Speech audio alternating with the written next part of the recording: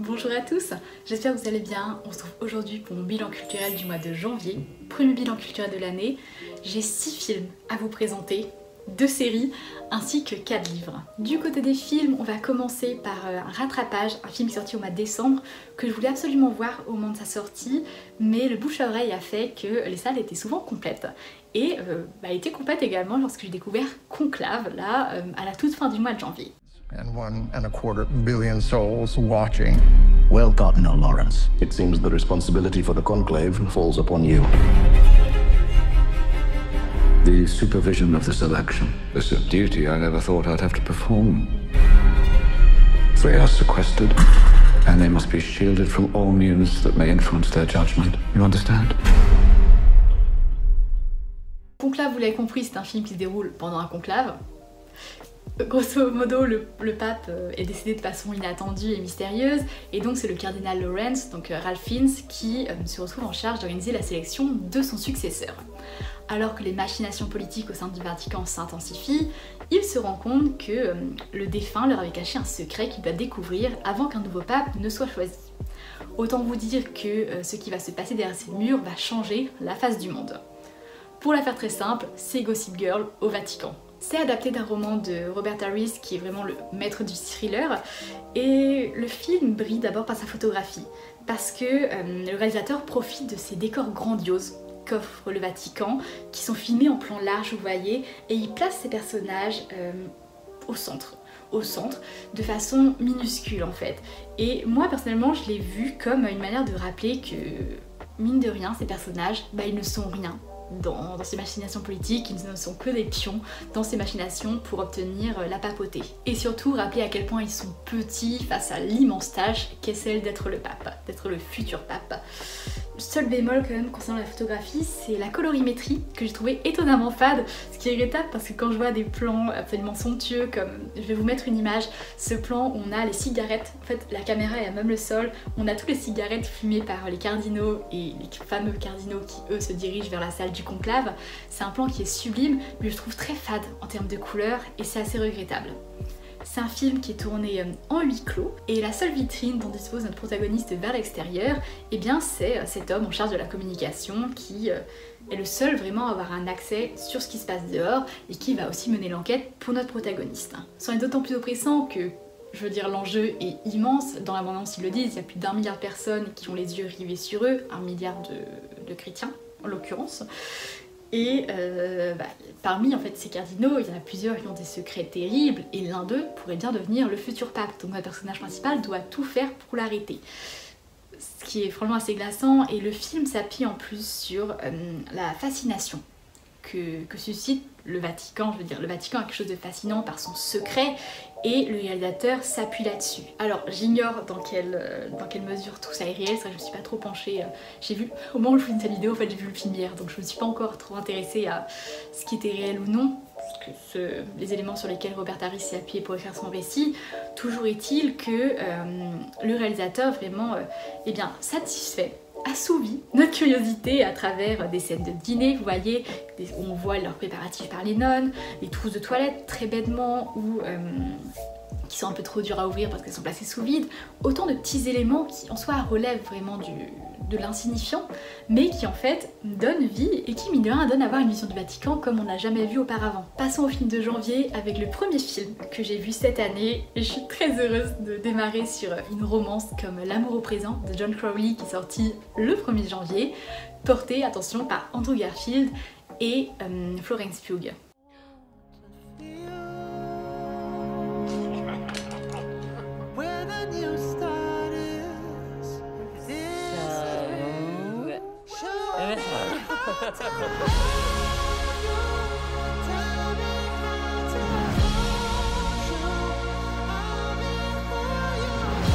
I'm not interested in a treatment that accidentally wastes our time. Why are you taking the risk? I can't bear the thought of being forgotten. L'amour au présent, We Live in Time pour son titre anglais, c'est l'histoire d'Almut et Tobias qui voient leur vie à jamais bouleversée lorsqu'une rencontre accidentelle les réunit. En fait, Almut est malade.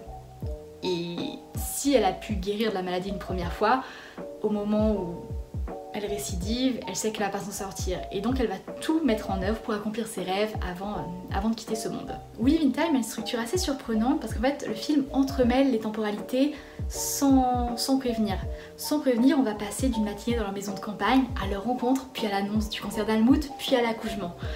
En fait, le film croise les grands et petits moments de leur vie à deux, puis à trois, quand leur fille naît, forcément, au moment où ils deviennent une vraie famille, et c'est d'autant plus fort que la succession de scènes n'est pas choisie au hasard. Par exemple, on va avoir une dispute entre les deux parce que Helmut, elle ne souhaite pas avoir d'enfant, et puis bam, la scène suivante, c'est une sortie avec leur fille.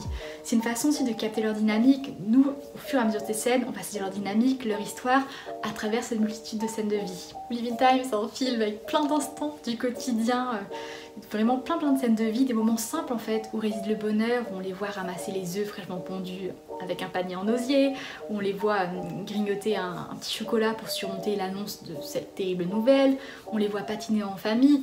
Moi je suis une grande romantique. Je l'admets, et à mes yeux, la relation entre Helmut et Tobias, c'est exactement ce que devrait être une romance. De la tendresse, avec des regards doux et des gestes bienveillants, de la passion au point de faire l'amour sur le tapis de la chambre, vous voyez, le besoin de protéger l'autre, la complicité, les éclats de rire qui ponctuent le quotidien, une présence plus ou moins silencieuse aussi quand l'autre ne va pas bien. Ça se tient à l'alchimie entre Florence Pugh et Andrew Garfield, forcément, qui est mémorable, qui marche à merveille. Pourtant, j'aurais pas misé sur eux, vous voyez, parce que même s'ils sont d'excellents acteurs, j'avais du mal à les imaginer ensemble. Mais en fait, moi, j'y crois dès la première minute. J'y crois quand Helmut se précipite vers Tobias, encore endormi, vous voyez, pour lui faire goûter sa nouvelle recette, parce qu'elle est chef. Et c'est la simplicité qui se dégage de ce couple qui, moi, me plaît et qui, je pense, parle au spectateur. Mon seul bémol, et c'est lié en soi à l'idée de base de la narration, c'est qu'on suit toute la vie de ce couple avec, en filigrane, la maladie. Et à mon avis, c'est trop ambitieux pour un film qui fait seulement 1h40. Parce que le cancer, ce qu'il implique en lui-même, c'est survolé. Alors bien sûr, on voit les grands moments liés à la maladie, l'annonce, les premières minutes en sortant de l'hôpital, le moment où ils l'annoncent à leur fille, le moment où ils coupent les cheveux d'Helmut, mais c'est presque ironique pour un film qui s'intéresse autant au quotidien, c'est qu'on ne voit justement pas comment cette maladie les affecte dans leur vie de couple. On voit comment elle affecte Helmut dans sa vie à elle, mais pas lorsqu'ils sont tous les deux ensemble. Et à mon avis, le film aurait gagné à être complété de scènes de vie où on les voit vraiment faire face à ce que ça fait de vivre avec un cancer. On va parler d'un autre couple, cette fois-ci un couple dysfonctionnel, interprété par Laure Calamy et Franck Dubosc. C'est un film sur lequel je n'aurais absolument pas misé. Je vous le dis, je préfère être honnête, j'avais beaucoup de préjugés vis-à-vis du cinéma de Franck Dubosc et je ne comptais même pas aller voir son nouveau film qui s'appelle Un ours dans le Jura, qui est sorti le 1er janvier. Mais en fait, je me suis laissée tenter par le bouche à oreille et ça a été une très agréable surprise. Quand on dit l'argent ne fait pas le bonheur, on parle de quelle somme exactement? 2 millions. C'est une somme. On va le cacher. On n'y touche pas. Et les corps, qu'est-ce qu'on en fait? On réfléchit, je te dis. C'est l'histoire de la petite fourmi qui voulait manger la baleine. Je crois que l'histoire est dans le titre. Il va finir par y avoir plus de morts que d'habitants. Ce film, c'est l'histoire de Michel et Cathy qui forment un couple usé par le temps, vous voyez, avec les difficultés financières, l'éducation de leur fils, et qu'on se dise, ils ne se parlent plus vraiment. Jusqu'au jour où Michel, pour éviter un ours sur la route, heurte une voiture et tue ses 2 occupants. 2 morts et 2 millions de billets usagés dans le coffre, forcément ça donne envie de se reparler. Et surtout, de taire tout ça aux autres. C'est une comédie noire, une comédie cynique. Il y a une influence claire, je trouve, des films des frères Coen, plus particulièrement de Fargo, avec la neige, les morts stupides, l'humour absurde, la violence gratuite. Ça en est d'autant plus réussi que c'est porté par un beau casting, et je ne parle pas tant de la distribution que des personnages en eux-mêmes. Des personnages qui, depuis l'abord, sont on ne peut plus normaux, je veux dire, qui vivent dans leur petit patelin dans le Jura, ils sont policiers, ils sont vendeurs de sapins, ils sont ados rebelles, mais dont la morale s'envole dès lors qu'on leur met un peu d'argent sous le nez, vous voyez. Ils peuvent être très méchants, un peu bêtes même, mais ça en est d'autant plus drôle. Je crois que ce qui m'a le plus marqué dans le long métrage, c'est son ton. Un ton qui est singulier, qui est très réussi dans son genre, mais qui risque de désarçonner forcément une partie du public s'il n'est pas adepte de l'humour noir.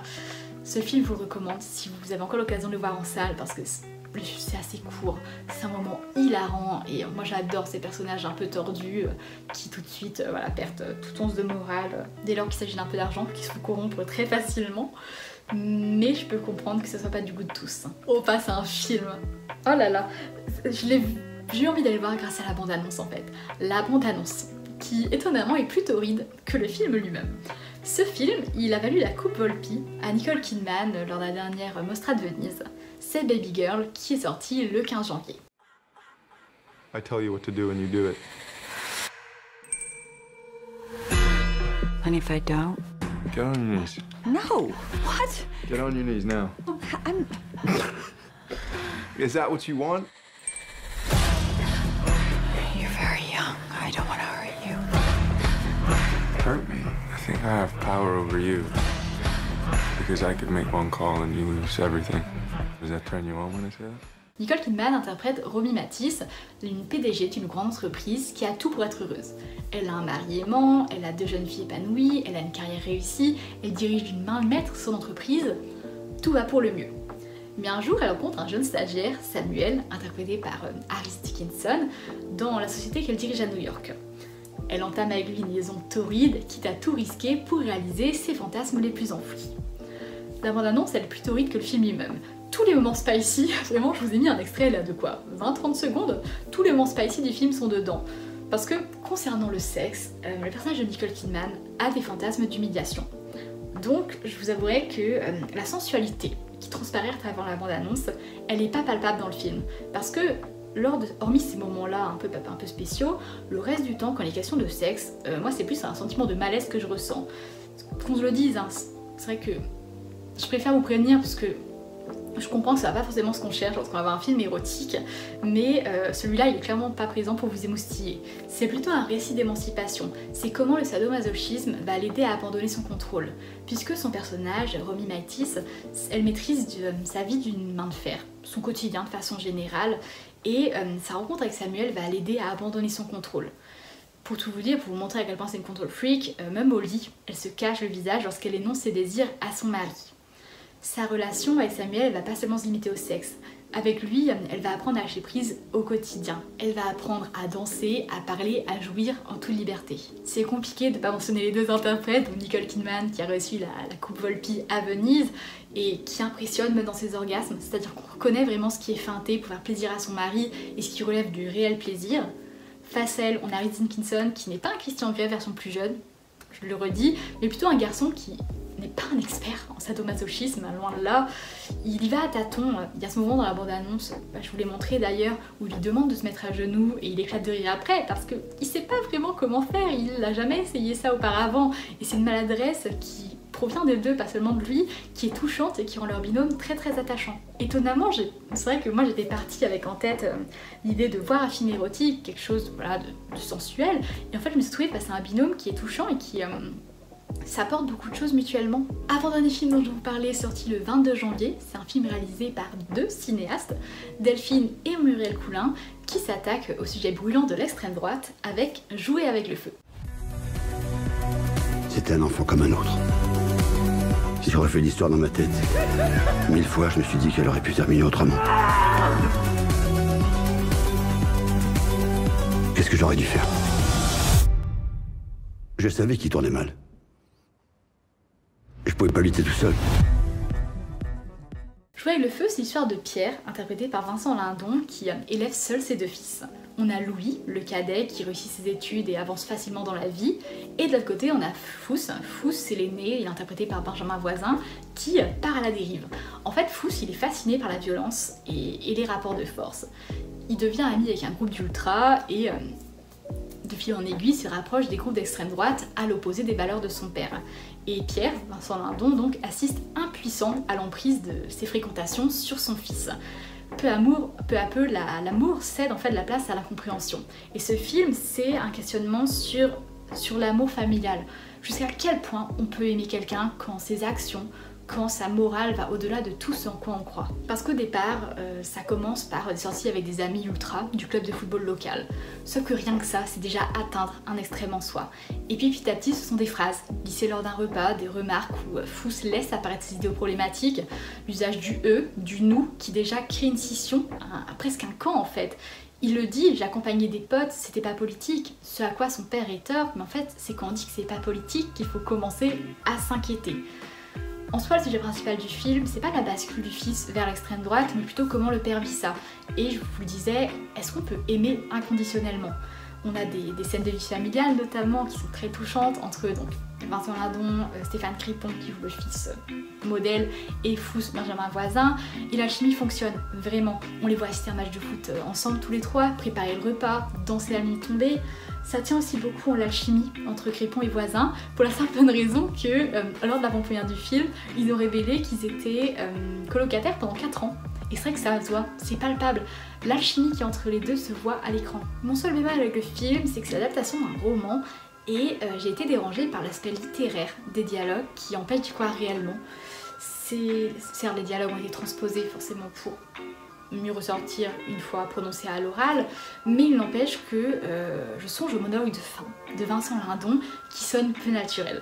Et c'est vrai que ça m'embête. Je vais vous mettre, pour conclure, un extrait du film qui montre quand même ces phrases très littéraires dans leur forme. Viens ici quand je te parle! Mais fais-moi confiance, pas, c'est pas ce que tu crois! Je crois rien, moi, je constate. Je crois rien. Bah c'est ça, tu vois le problème, tu crois en rien. T'obéis, tu fais comme tout le monde. Je fais peut-être comme tout le monde, mais je traîne pas avec des racistes. Mais ils sont pas racistes, pas plus que toi et moi! Non, ils sont pas racistes! Ils sont juste contre les immigrés, mais à part ça, ils sont pas racistes! Non mais ceux qui sont déjà là, y a pas de problème, tant qu'ils restent calmes. D'accord? Mes potes à moi, ils sont comme nous, ils sont carrés, ils sont droits, ils sont propres sur eux. Enfin, dernier film sorti le 29 janvier, qui est cette vidéo, c'est la vidéo des couples, j'ai l'impression. C'est une vidéo de l'amour, mais là c'est un couple assez particulier, puisque de prime abord, il semble parfait. Mais vous en doutez, on n'est pas du tout là-dedans. C'est le film Compagnon, sorti le 29 janvier. Iris, wake up. What are you doing? Shut her down already. What is she talking about, Josh? I didn't mean to. Did you jailbreak your sex bot? Wow, Josh. The days of you controlling me are over. L'histoire d'Iris et Josh qui incarnent le couple parfait. Mais lors d'un week-end entre amis qui vire au drame, un secret bien gardé fait tout basculer. Ce secret, il est dans la bande-annonce, c'est que Iris est un robot. Un robot de sexe, plus exactement, qui est programmé pour être la petite amie idéale. Elle est aimante, elle est attentionnée. C'est une façon d'utiliser la science-fiction, vous voyez, pour traiter du sujet de la femme-objet. Puisque littéralement, Josh il peut en disposer comme il l'entend. Il peut régler son intelligence, choisir la langue qu'elle parle, changer la couleur de ses yeux, il peut la mettre sur pause en lui disant simplement « endors-toi ». En fait, il peut faire ce qu'il veut d'elle grâce à l'application. C'est... À nouveau, moi j'adore ces récits-là, c'est un récit d'émancipation à travers le prisme du fantastique. Celui d'une femme qui se libère d'une relation toxique, d'une relation d'emprise. Et ce point est notamment visible dans le dernier acte. Je suis très elliptique sur ce film parce qu'en fait, il est rempli de twists assez surprenants et en parler plus, ça serait le risque de vous en dévoiler. Donc je vais me taire, mais sachez que c'est un film qui est à la fois drôle, une romance qui sort totalement de l'ordinaire et finalement n'a de romance que la forme, puisque dans le scénario on est loin d'être là-dedans. J'ai 2 séries à vous présenter et pour la première, ça y est, j'enfile ma casquette de grosse geek. Je suis contente, on va parler Star Wars, on va parler d'une série qui est sortie à l'été 2024, qui ne sera pas renouvelée malheureusement. Qu'importe, j'ai comme décidé de me plonger dans la première saison, et l'unique donc, de la série The Acolyte. Jedi are being hunted.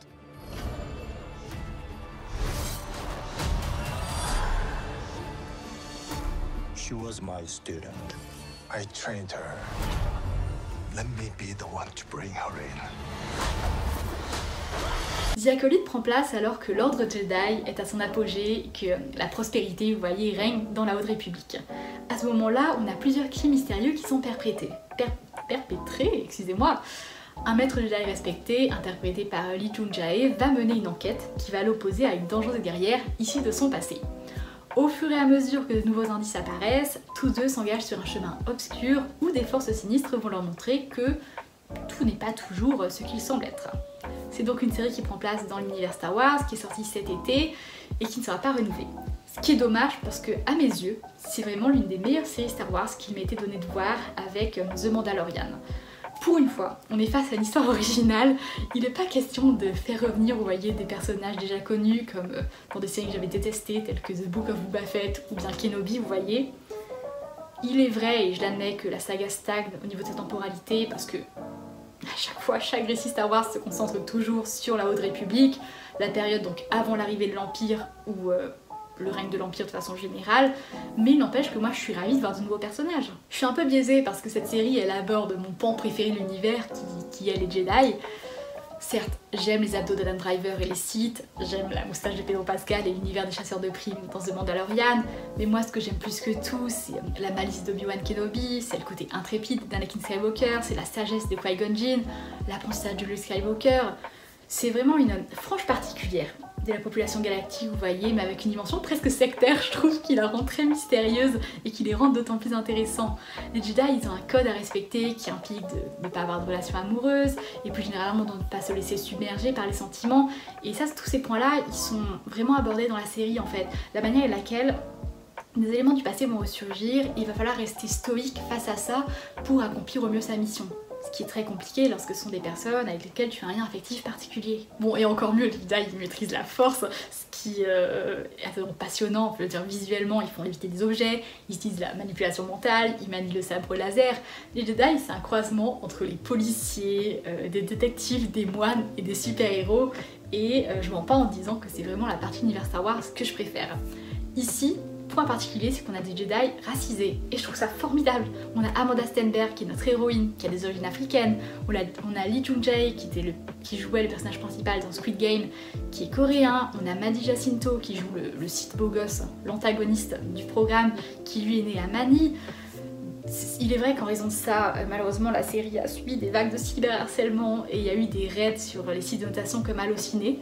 C'est terrible parce qu'en fait, moi ce que j'adore dans cette série, ce que j'ai beaucoup aimé dans The Acolyte, c'est la direction prise par le programme. C'est qu'en fait, Star Wars c'est une saga qui évolue avec son temps sans pour autant perdre son style artistique, vous voyez. Et là pour le coup on va évoquer une série, pas Disney+, mais chez Netflix, qui est toujours en cours, qui compte à ce jour 2 saisons. C'est absolument adorable, voilà, c'est le programme Doudou que je me suis fait là en l'espace d'1 ou 2 semaines et c'est un spin-off d'une saga Netflix qui est bien connue, adaptée d'une trilogie de livres. C'est le spin-off XO Kitty, je pense qu'on le prononce comme ça, qui donc est dérivé de la saga À tous les garçons que j'ai aimés.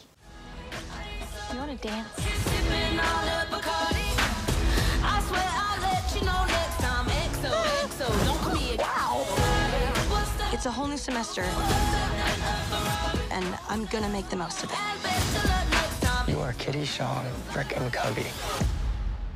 Don't you forget it.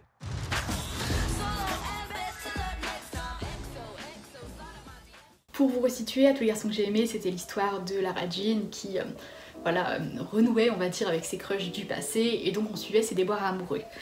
Dans cette saga, on avait sa petite sœur, Kitty, qui est un personnage au caractère bien trempé que beaucoup de fans ont aimé.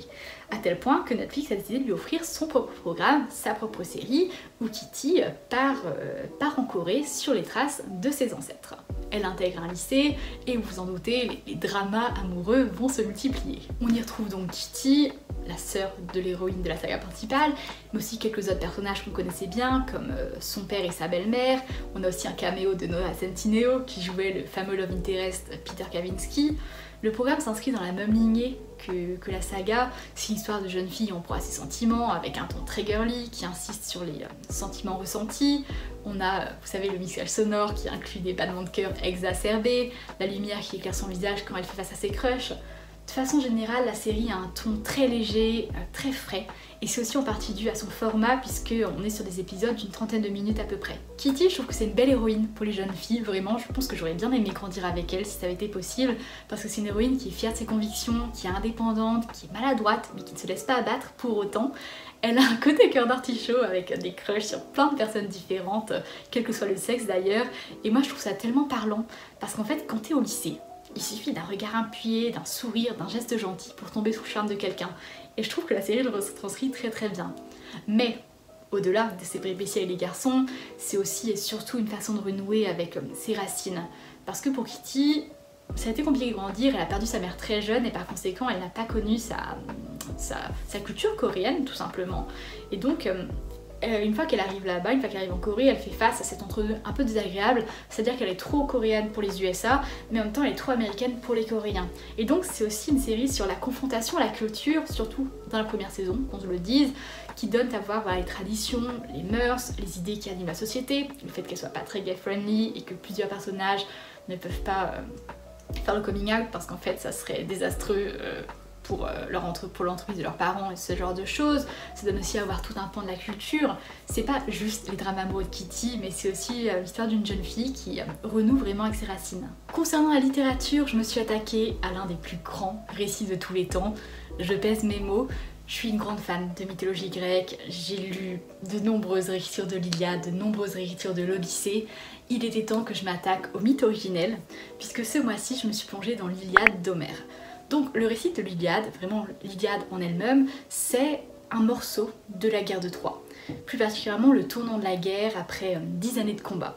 Donc, la guerre de Troie, pour vous rappeler, tout commence lorsque le prince Paris arrive en Grèce et il s'éprend de la belle Hélène, qui l'enlève et qui est mariée, qu'on se le dise. Il la ramène dans sa ville natale, la ville de Troie. Mais pour le dire grossièrement, Hélène c'est un peu un trésor national pour les Grecs. Ce qui fait que les rois des différentes contrées de Grèce unissent leurs forces et assiègent Troie. Après 10 ans de bataille, on a le roi d'Ithaque, Ulysse, qui est connu pour son ingéniosité, qui fait croire aux Troyens qu'ils ont déserté la ville. Mais soi-disant en quittant la ville, les Grecs auraient laissé derrière eux un grand cheval de bois. Forcément, les Troyens ils le font entrer dans la ville parce qu'ils sont intrigués par ce bel et immense objet. Ce qu'ils ne savent pas, c'est que les Grecs sont à l'intérieur. Ceux-ci, désormais rentrés dans la ville, conquièrent la cité et remportent la guerre. Pour vous parler de l'Iliade, je vais vous faire une introduction similaire à celle que j'avais pu faire lorsque j'avais évoqué Tristan et Isolde, qui pour le coup est un autre mythe, cette fois-ci médiéval, mais pareil, un grand morceau de la littérature, je veux dire. L'Iliade, c'est un récit qui date de 8 siècles avant Jésus-Christ. À l'époque, il n'y avait pas de papier pour les raconter, et donc c'était le poète Homère qui se chargeait de raconter ces récits sous la forme de chants. Pour le dire de façon simple, il n'était pas le seul poète à raconter ces histoires. C'est-à-dire que chacun avait sa propre partie. On avait Stassinos et ses chants cypriens, qui eux se penchent plutôt sur les 9 premières années de la guerre. On a l'Éthiopide d'Archinos de Milet qui traite de la mort d'Achille. On a la petite Iliade de Lèche de Pyrrha qui raconte l'entrée du cheval dans la ville de Troie. Ce que je veux dire, c'est que tous ces textes en fait forment le cycle troyen. L'histoire de la guerre de Troie en somme. Mais celui qui est resté dans la postérité, c'est Homère avec son Iliade. Ce qu'il faut retenir, pour le faire de façon très très courte, c'est que Homère ne raconte pas l'intégralité de la guerre de Troie. Il raconte uniquement le moment pivot, la 10e année, comme j'ai pu vous le dire plus tôt en fait. Ce qui est très déroutant parce que t'ouvres ce récit, t'ouvres l'Iliade et en fait t'arrives et t'es plongé directement dans l'action sans contexte. C'est pour ça que personnellement je ne vois pas recommander ce texte à quelqu'un qui ne connaît pas la mythologie. Parce que de mon côté, même si je suis familière de la guerre de Troie, j'admets que j'ai eu des difficultés lors de ma lecture. Déjà parce que le langage il est très oralisé. Il s'agit de chants, forcément. Il y a la répétition de verbes de parole, comme il dit. Les paragraphes, ils ont donc souvent la même structure, avec des termes très récurrents comme il dit, c'est moellé. Idem, on a l'appellation des personnages, qui est pas évidente non plus, parce que ils sont non pas définis par leur prénom, mais par le patronyme, le fils d'eux. Et autant voilà, je connais Ulysse, Ménélas, Achille, Zeus, Hermès, mais en fait, tout le livre, et tu te retrouves face à des fils de Laios, fils de Chronos, fils de Laërte, tout de suite la lecture est beaucoup moins fluide. Ce qui est assez surprenant, c'est que autant il y avait des passages que j'ai trouvé très très longs, dans le sens où j'avais envie de les sauter, typiquement les scènes de bataille, où il y a tellement de personnages qui sont introduits, et qui sont tués aussitôt, je veux dire. Sérieusement, il y en a des centaines, je pense. Sur les 500 pages du récit, tu vois, il y a des centaines de personnages qu'on évoque en quelques phrases et qui sont tués, mais quelques minutes après. Et j'ai quand même été surprise par la description assez crue, pour le coup, des violences et des morts de façon générale. La mort qui frappe les deux camps et qui donne lieu à des scènes formidables, des scènes de pure tragédie. Je pense à ce moment où Hector s'éclipse de la bataille pour aller voir son épouse Andromaque et leur bébé. On a l'enfant qui se met à pleurer parce qu'il ne reconnaît pas son père en armure. Hector qui retire son casque et puis il passe un dernier moment d'accalmie en famille. C'est un moment tendre et c'est exactement ce genre de passage que j'ai aimé. Celui qui montre les soldats humains et pas juste comme des bêtes de guerre. Autre point que j'adore aussi dans l'Iliade, c'est le fait que le récit redonne l'importance aux dieux qui influencent le conflit. Les dieux sont scindés en deux camps, le camp des Troyens, le camp des Grecs. Et c'est assez passionnant de voir la manière à laquelle ils interviennent directement sur le champ de bataille. D'autant que les interactions entre les dieux eux-mêmes sont plutôt mordantes. Pour rester dans la guerre de Troie, je me suis plongée dans une réécriture ce mois-ci, Women of Troy de Pat Baker, qui pour le coup est... je l'ai lu en anglais, mais en français, le livre est disponible aux éditions J'ai lu sous le nom des Exilés de Troie. Et donc c'est une réécriture de l'Iliade, je vous l'ai dit, du point de vue des femmes, et plus particulièrement l'après-guerre. En fait, le cheval de Troie est rentré dans la ville, la cité de Troie est tombée, et ce roman, c'est le point de vue des femmes troyennes qui sont devenues des esclaves auprès des Grecs vainqueurs. Sauf que personne ne peut encore quitter le pays en raison des conditions météorologiques. Les hommes, que ce soit le grand soldat Achille, le prince troyen Paris, le héros de Troie Hector, le roi de Troie, Priam, ils sont tous morts. Et les femmes sont livrées à elles-mêmes. Elles doivent survivre. Parce qu'en fait, la plus grande menace, c'est plus la guerre, mais c'est les hommes eux-mêmes. Elles sont faites prisonnières, elles sont violées, elles sont mariées de force. Par exemple, on a Cassandre et ses visions prophétiques que personne ne croyait. On a Briséis, dont la famille était tuée par les Grecs avant qu'elle soit mariée à Achille. On a Hélène, la belle Hélène, je veux dire, qui est à l'origine de tout. C'est elle qui a quitté la Grèce au bras du Troyen Achille et... pas du tout le Troyen Achille, au bras du Troyen Paris, excusez-moi, qui a poussé donc son époux Ménélas à remuer ciel et terre pour la retrouver, ce qui a entraîné la mort de milliers d'hommes, et donc le camp en veut énormément à Hélène, et c'est l'histoire de ces femmes qui sont lynchées en fait à travers le camp. Je vous cacherai pas que je me suis un peu ennuyée pendant ma lecture, parce que en termes de structure narrative, le récit suit Briséis, qui rend visite aux femmes de Troie dans leur tente. Ces femmes donc, qui sont désormais aux mains des soldats grecs, c'est un récit qui est très verbeux. Il ne se passe pas grand chose puisque littéralement les soldats stagnent en fait. Ils sont bloqués aux portes de Troie, ils peuvent pas partir chez eux et il faut attendre la seconde partie du récit pour que les choses commencent à bouger au sein du camp. Malgré tout, le récit conserve cette même structure de Briséis qui se déplace de personnage en personnage et qu'on se le dise, c'est assez redondant. Bon, je vous en parle depuis déjà plusieurs vidéos, mon intérêt pour le courant du surréalisme. Ce mois-ci, je me suis penchée sur l'un des ouvrages les plus célèbres du mouvement, en fait les plus représentatifs de l'idéologie du mouvement du surréalisme. C'est le recueil de textes Les Champs magnétiques d'André Breton et de Philippe Soupeau. Alors, c'est un recueil de textes que j'ai trouvé absolument hilarant. Mais quand je dis drôle, c'est au point où j'ai dû arrêter ma lecture en fait dans les lieux publics parce que j'arrivais pas à m'empêcher de sourire. Ça fait des semaines voilà, que je vous parle du surréalisme et ça me semble nécessaire d'évoquer la genèse de ce livre pour en parler. On est en 1919 et les deux auteurs, Philippe Soupeau et André Breton, sont dans leur vingtaine. André Breton, il travaille à l'hôpital du Val-de-Grâce où il soigne les blessés de guerre et où il applique notamment les techniques de Freud sur ses patients, les techniques de psychanalyse qui sont très populaires à cette époque. C'est l'idée de faire parler l'inconscient, vous voyez, et André Breton est fasciné par le rendu, c'est-à-dire qu'il est fasciné par ces phrases qui sont prononcées de façon brute par les patients sans aucun filtre. Et donc il décide de reproduire ça sur lui-même et son ami Philippe Soupeau. Grosso modo, ils écrivent rapidement, sans chercher à contrôler ce qu'ils notent, que ce soit la ponctuation, la grammaire, même le sens des phrases. L'objectif c'est d'avoir un texte aussi sauvage que possible. Et donc les deux notent ces phrases, qui forment des textes, et puis les regroupent dans un recueil. On y trouve des poèmes, des textes en prose et même une pièce de théâtre qu'ils ont interprétée eux-mêmes à l'époque. D'ailleurs on a la distribution qui est indiquée, ce qui est assez drôle parce que moi je pouvais pas m'empêcher de les imaginer jouer. Quand je lisais la pièce en question, voilà, je visualisais Paul Éluard, Philippe Soupeau, André Breton sur scène et qu'on se dise c'était une expérience assez jouissive en tant que lecteur. L'idée de base c'est donc de coucher des phrases brutes sur le papier, ce qui donne des textes qui veulent tout et rien dire à la fois. C'est assez drôle parce qu'il y a à la fois des réflexions qui relèvent du génie sur le quotidien, tant elles sont poétiques, comme cette phrase-là sur la difficulté de comprendre les femmes, mais aussi ce qui fait tout leur charme.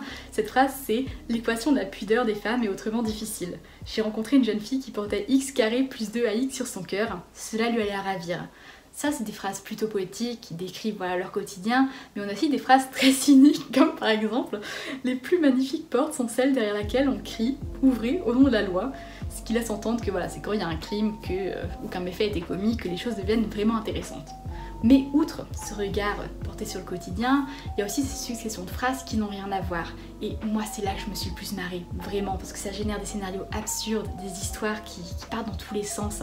Le pire je crois ce sont les dialogues, parce que y en a un qui aborde un sujet, vous voyez, et l'autre qui lui répond en étant totalement à côté de la plaque.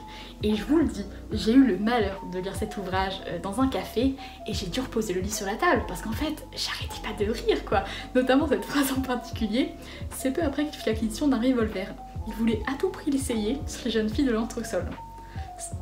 Franchement, je ne pensais pas que je passerais un moment aussi drôle devant, mais c'est un ouvrage qui, 100 ans après, se lit extrêmement bien et une très très belle lecture de mon côté. Enfin, dernier ouvrage que j'ai lu ce mois-ci, et là on change totalement de registre, on bascule dans le young adulte fantastique avec un ouvrage écrit par la youtubeuse Nin Gorman qui s'appelle Le Pacte d'Emma.